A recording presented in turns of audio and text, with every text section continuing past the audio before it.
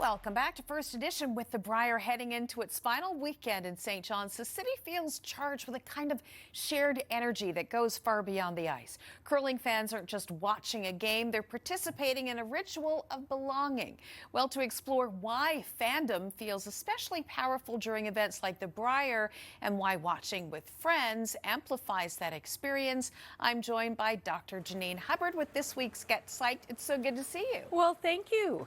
So why do big moments at the Brier make us want to cheer and celebrate with everyone around us, even with people we don't know? Well, there's something unique about curling besides just its Canadian connections and its absolutely Newfoundland connections, partly because there are multiple games going on at the same time, matches, sorry. It's not that us versus them all at the same time. You could be seated beside someone who's watching an entirely different competition.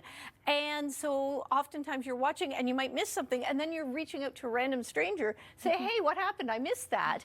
And you can share in their enjoyment for their team because their team isn't playing your team. Or sometimes it's also just because there's a lot of quiet. So there's actually more time for discussion. And you know what we see? It's a real grassroots organization. Lots of people curl themselves, but it's one that relies heavily on volunteers. And as soon as you're volunteering for something, you have an automatic additional connection to it. And it's often something that you do with friends, either rituals, routines, costumes, or volunteering together. I mean, heaven's sake, we have the Brier Patch, which is designed to come hang out, socialize, hang with friends, meet new ones. You know, and we've met some fun people this week. We met a group from Manitoba who's here. They were wearing like buffalo hats and matching sweatshirts that they designed themselves, all about Manitoba.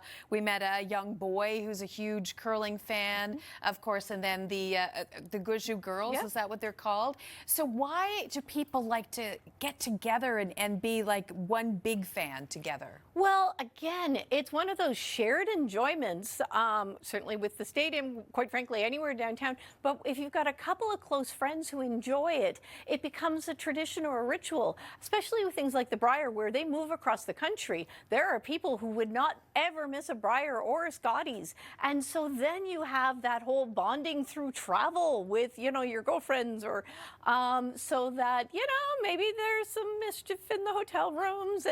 But it's a chance, you're probably getting a chance to catch up, to talk, to laugh, to spend time together.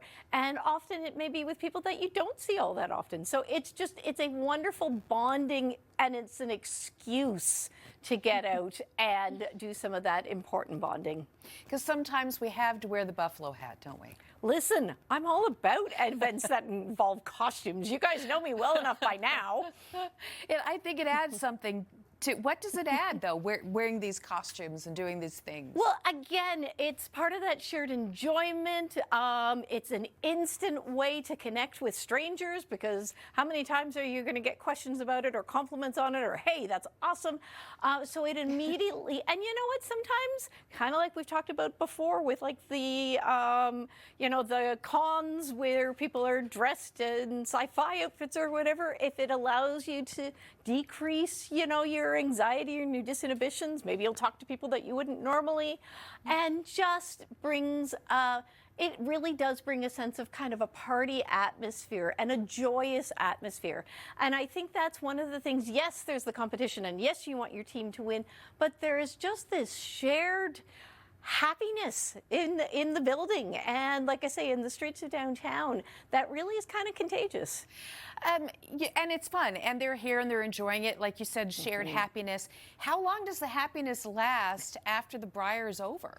Well, I mean, our memories are a little short-lived. I think what's going to be really important this week is people are going to connect and feel like they've been part of a historic event.